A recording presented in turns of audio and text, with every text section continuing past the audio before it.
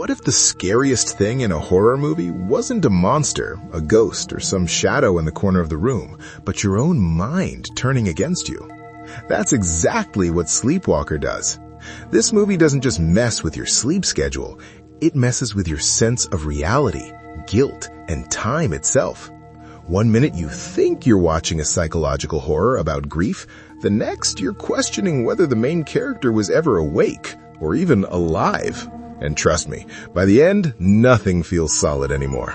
Welcome back to Your Nerdy Show. I'm your host, Spoiler Master. Today we're breaking down the ending of Sleepwalker, unpacking why Sarah's sleepwalking is actually a massive red flag, how abuse and guilt warp her reality, and why the final twist hits way harder than it first appears. So if you walked away from this movie feeling unsettled, confused, or low-key haunted, don't worry, you're not alone. Let's get into what Sleepwalker is really trying to tell us.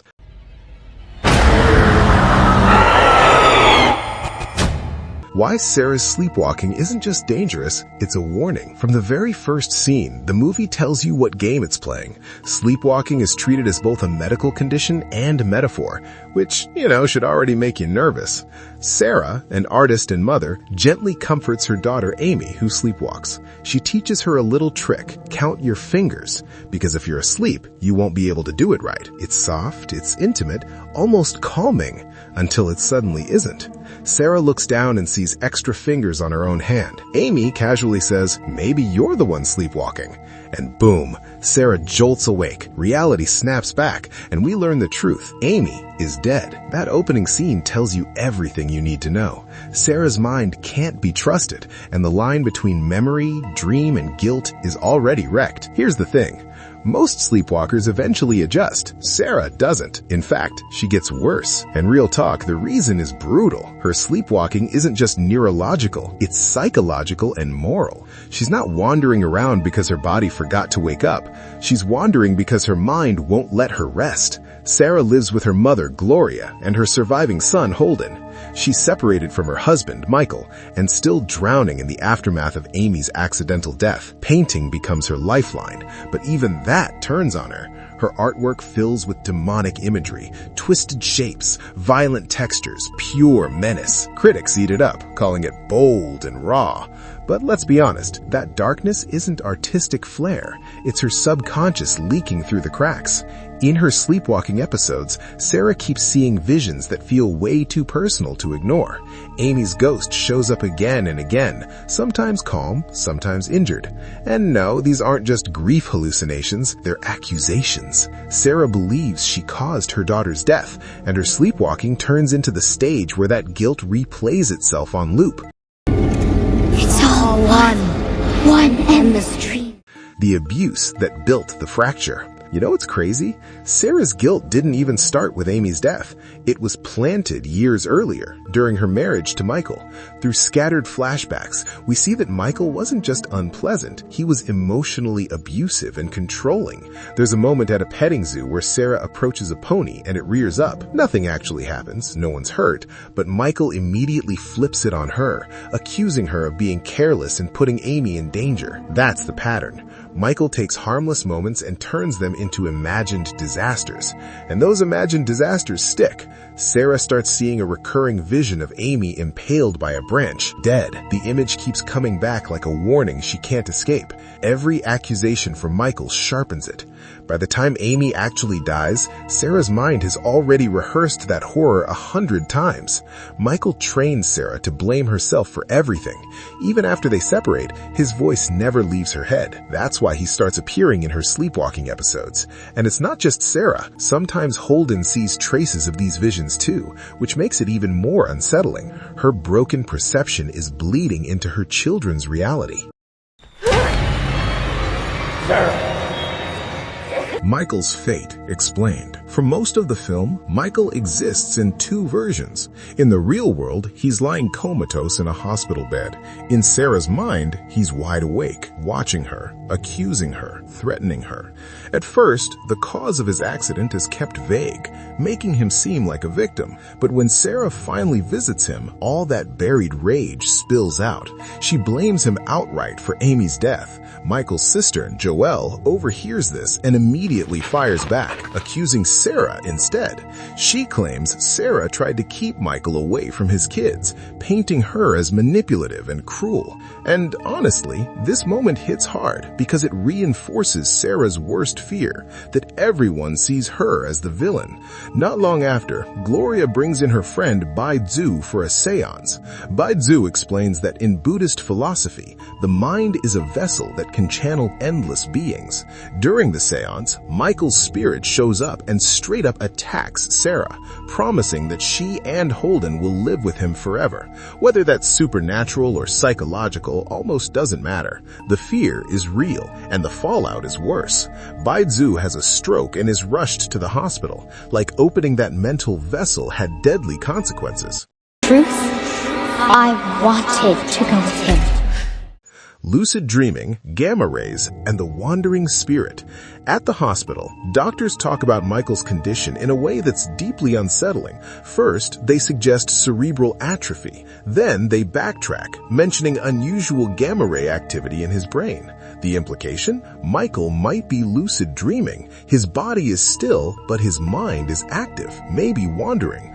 This is where the movie really messes with you. If Michael's spirit is roaming while his body lies motionless, then Sarah's visions could be real within the film's logic.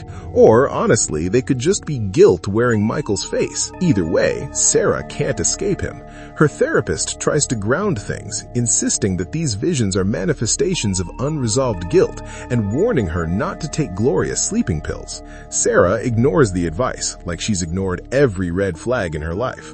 Eventually, she decides to pull the plug on Michael. On the drive to the hospital, she slips into one of her worst sleepwalking episodes yet, seeing fingers appear on her hand again. She's losing control, even behind the wheel. When Michael is finally declared dead, it doesn't feel like closure. It feels like another door cracking open.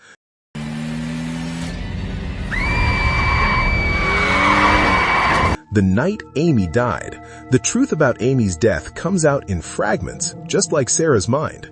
That night, Michael came over pretending to want closure. They ate together, but Sarah made it clear she'd never take him back. She sent the kids upstairs so she could tell him to leave. He didn't. While Sarah showered, Michael bribed Aimee with a picture of a pony, promising they'd get one in the morning. Holden, glued to his tablet, didn't respond when Michael knocked, so Michael left with Aimee alone. Here's the part that destroys Sarah. To protect her kids, she had secretly mixed sleeping pills into Michael's food. As he drove away, the pills kicked in. He grew drowsy. Moments before the crash, he told Aimee that her mother had tampered with the food. The car crashed.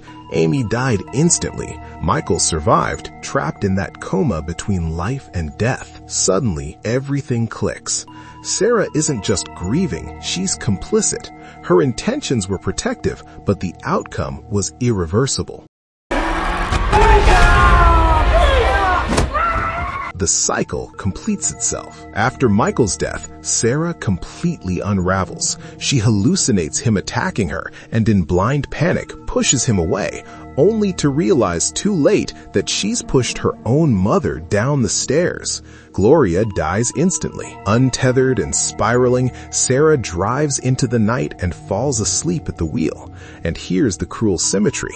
The final image mirrors her recurring vision. A branch pierces her chest. This time, it's real. Sarah dies the same way she imagined Aimee dying. The cycle closes. But wait, the movie isn't done with you yet.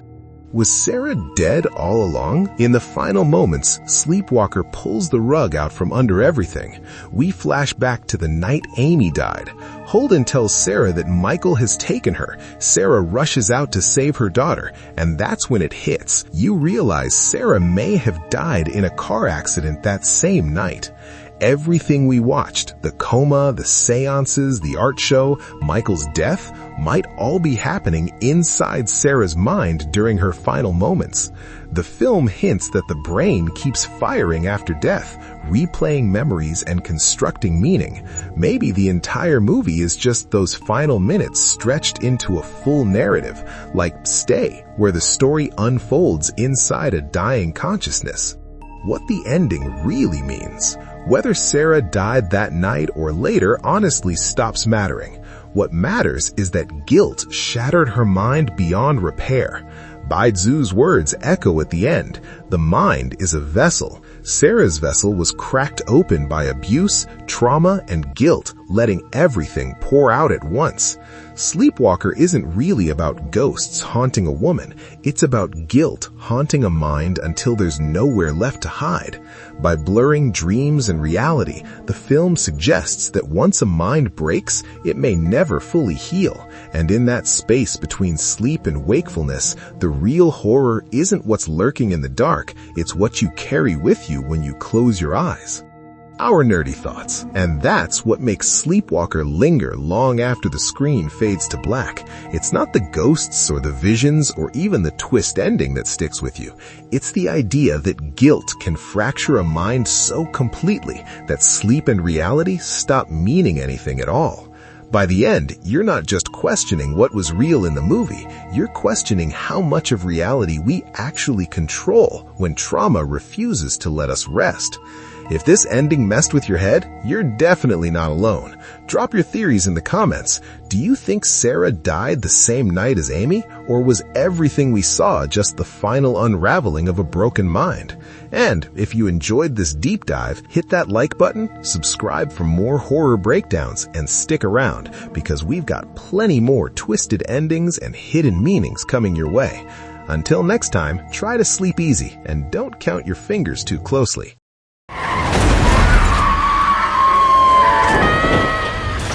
No, what the heck, I'll laugh anyway.